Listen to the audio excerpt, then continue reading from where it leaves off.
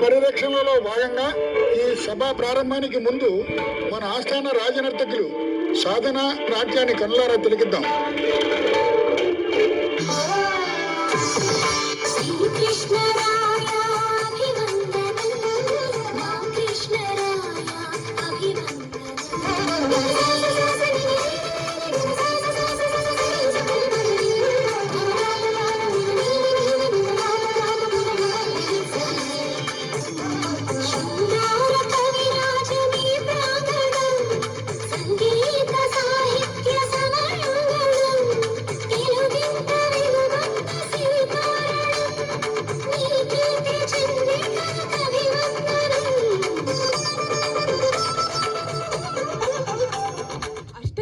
కవులకు, సాహితీ ప్రియులకు, పుర ప్రజలకు స్వాగతం. మా పాలనలో జీవితాన్ని ఆనందంగా గడుపుతున్న జానపదులు సైతం కొన్ని రసవంతమైన సమస్యలు పంపించారు. మీరు వీటిని రసవత్తరంగా పూరించి నేటి భువన విజయ సభను రంజింపచేయండి. ఇక ఆంధ్ర భాషామ తల్లిని స్థితిస్తూ సమస్యలను, దత్తపదులను పూరించి ఆసు కవిత వినోదం సాగిద్దాం. చిత్తం రాజేంద్ర, కవిచంద్ర, మీతో నేటి భువన విజయ సభను ప్రారంభించాలని నా అభిలాష. ఈ ఆలోచన నిజమే పెద్ద నామాత్య.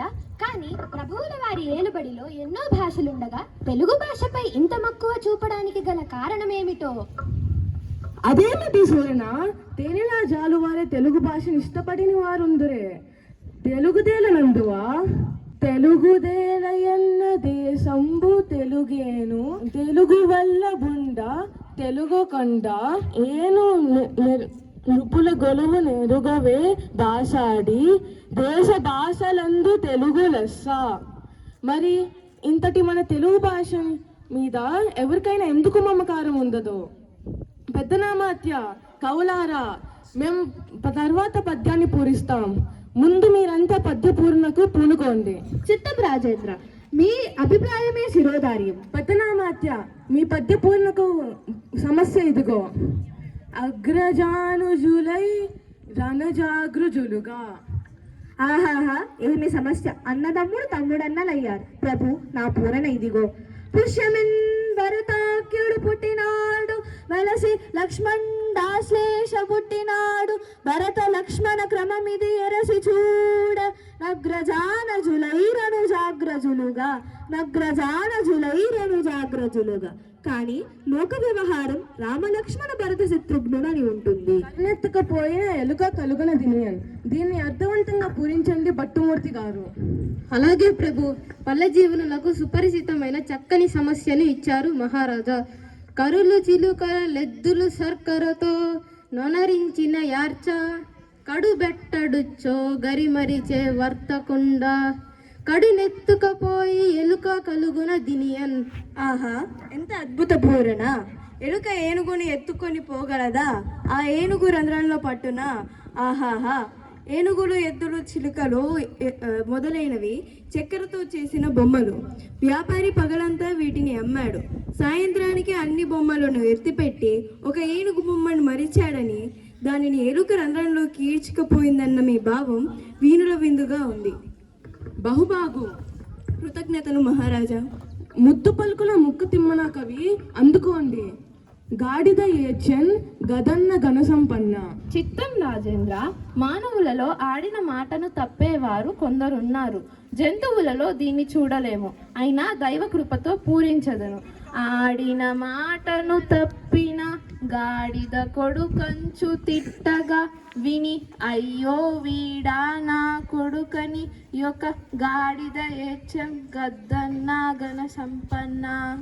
లౌకిక జీవన గమనంలో గ్రామీణుల దూషణను, ఆది తప్పే జనుల హీన స్వభావాన్ని తెలుపుతూ మాట నిలబెట్టుకోవడం విలువను చాటారు. ఆడి తప్పే మనిషిని గాడిద కొడుకని తిట్టినప్పుడు విశ్వాసానికి మారుపేరుగా నిలిచిన గాడిద ఏడ్చింది అన్నారు. దీనిని చెప్తూ దృశ్యాంత రూపంలో సాగిన మీ పూరణ బల.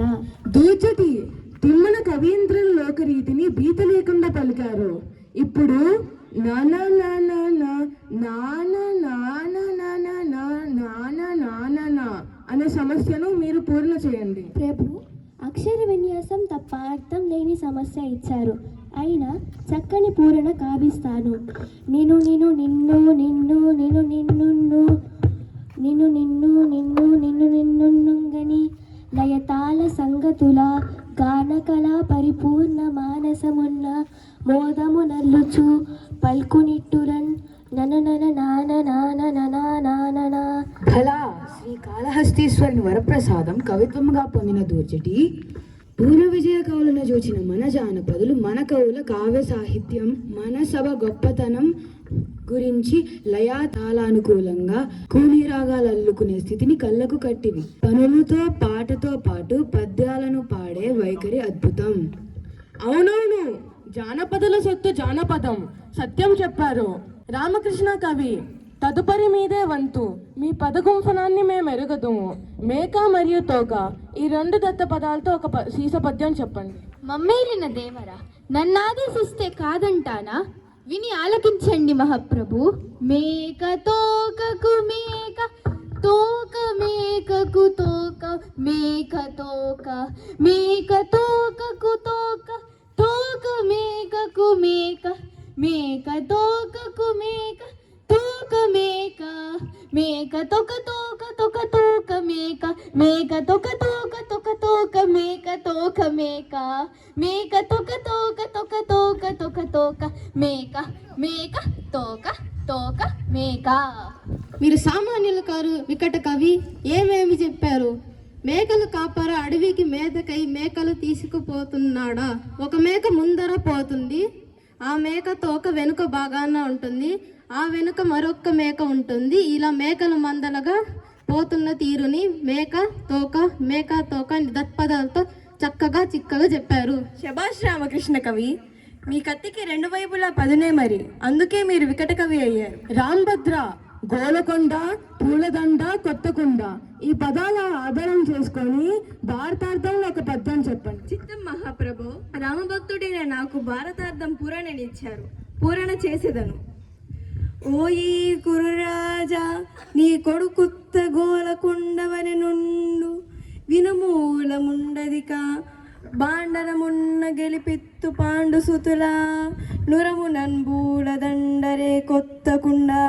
ఓయి కురురాజా, నీ కొడుకు దుర్యోధనుడు ఉత్త గోలగలిగిన మనసు, ఆకారంలో కొండలాగా ఉన్నాడు, బుద్ధి బలం లేనివాడు. నా మాట విను, యుద్ధం వస్తే సర్వం నాశనం. సమరంలో యుద్ధానికి బద్దులైన పాండవులే గెలుస్తారు, నీ కుమారులు మరణిస్తారు. పద్యం బాగుంది రాంభద్ర. కొత్తకొండను రేఖ ఒత్తకుండా చెప్పావు చూడు, అద్భుతంగా ఉందయ్యా. తర్వాత పింగళి సూరణ, మా ఆరాధ్య దైవమైన శ్రీ హరి దశావతారాల నుంచి ఆసుగా ఒక పద్యం చెప్పాలని వేరొకరు పంపారు. ప్రారంభించండి. శ్రీహరి భక్తిని కాయ శ్రీకృష్ణదేవరాయ కోరినట్లే వినిపిస్తాను.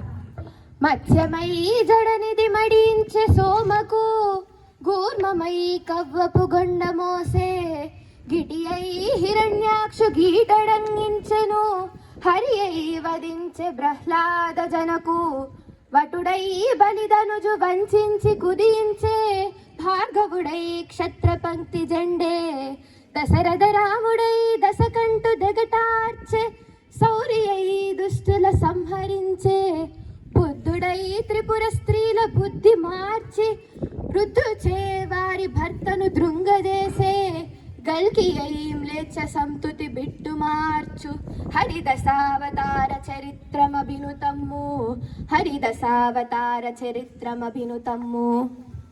మత్స్యావతార సోమకాసుని చంపాడు. కూర్మమై మందరగిరి మోసి పాలు సముద్రం చిలుకడానికి సాయమయ్యాడు.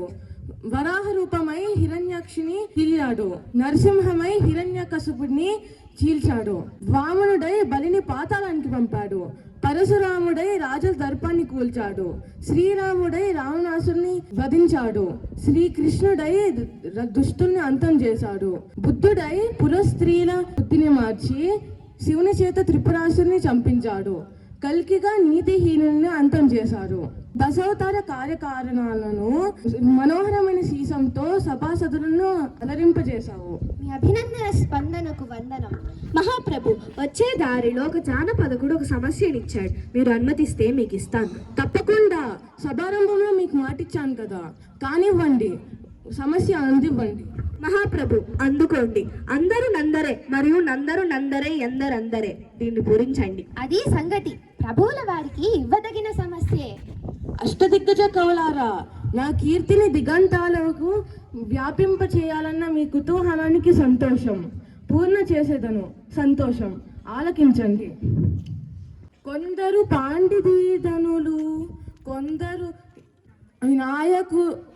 నాగర్కుల్ వదావదుల్, కొందరు చాతురీ ప్రియులు, కొందరు నీతికి భూతికి సిద్ధహస్తులు, కొందరు నాయకుల్ మరియు కొందరు గాయకుల్. అందరందరే అందరందరే మరియు నందనందరే ఎందరందరే.